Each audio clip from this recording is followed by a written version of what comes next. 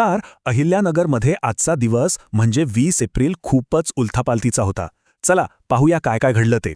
म्हणजे बघा, एकाच दिवसात गुन्हेगारी, सणांचा उत्साह आणि निसर्गाचा इशारा सगळंच एकत्र. सुरुवात करूया शासन आणि सुरक्षेपासून. आज या आघाडीवर बरीच धावपळ होती. संगमनेरमध्ये एका भोंदू बाबाने मंत्राने कॅन्सर बरा करण्याचा दावा केला. पोलिसांनी त्याच्या आश्रमावर धाड टाकली. आणि दुसरीकडे नेवाशामध्ये तर थेट एका सरकारी अधिकाऱ्यावर दिवसाढवळ्या गोळीबार झाला. इतकंच नाही तर लग्नाचं आमिष दाखवून फसवणारी एक टोळीही पोलिसांच्या रडारवर आहे.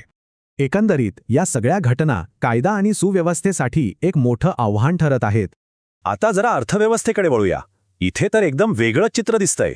एका बाजूला शेतकरी आणि बेरोजगार तरुण आर्थिक संकटात सापडले आहेत, तर दुसऱ्या बाजूला सोन्याचे भाव गगनाला भिडलेले असतानाही बाजारात प्रचंड गर्दी होती. आता माणसांच्या गोष्टी बाजूला ठेवूया, कारण निसर्गही काहीतरी महत्वाचे संकेत देत होता. विचार करा, एकाच दिवशी भेंडवळचा पारंपरिक अंदाज येतोय आणि हवामान खात्याचा येलो अलर्ट सुद्धा. पण खरी गंमत म्हणजे पाण्याची टंचाई इतकी की टँकरची मागणी वाढतीये. केवढा हा विरोधाभास!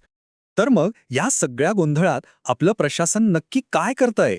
सध्या तरी महापालिका अनधिकृत बांधकामांवर कारवाई करतेय, जेणेकरून वाहतुकीचा प्रश्न सुटेल. पण प्रश्न हाच आहे की एका दिवसात इतकं सगळं घडत असताना आपलं शहर खरंच तयार आहे का?